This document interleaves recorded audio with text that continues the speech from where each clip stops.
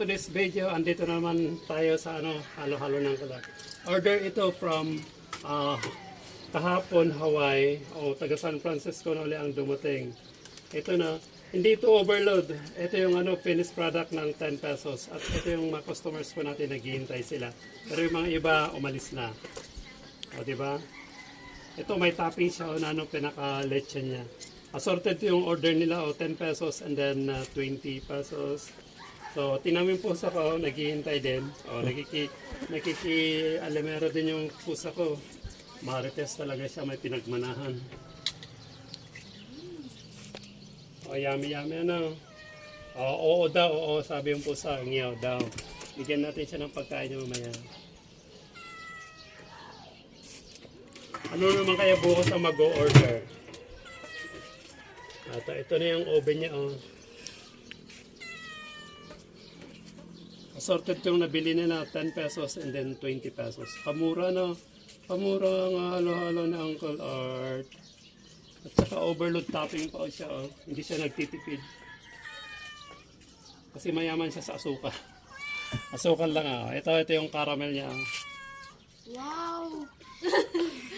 Ano yung additional? Walang additional dito? Ako po ang Alin yung 10, 20? yung 20 po. Nabayaran na ba yun? Mabayaran pa lang. Oh, dito, banda rito yung sayo. Hana? Oh, ito yung 20.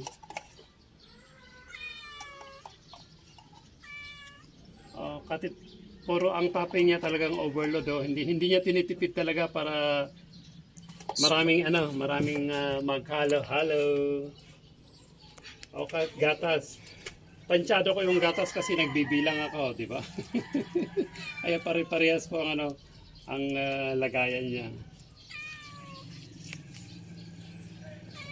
Oo daw. Yung kay pusa daw. Ay, walang kutsara nito.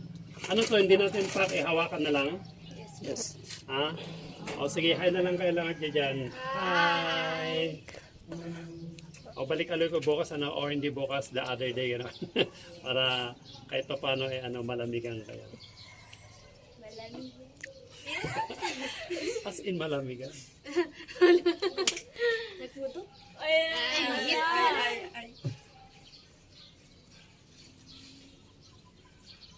Okay, papakita ko sa iyo yung finished product ng ng 20 pesos. Ito po yung 20 pesos. O di ba? Ang laki na. At ito naman yung 10 pesos. Kaunti lang ang difference niya, di ba? This is 10 pesos. Kaya mabili yung halo-halo na Uncle Art. Okay, thank you for watching and then bye-bye. Ay, hindi mo na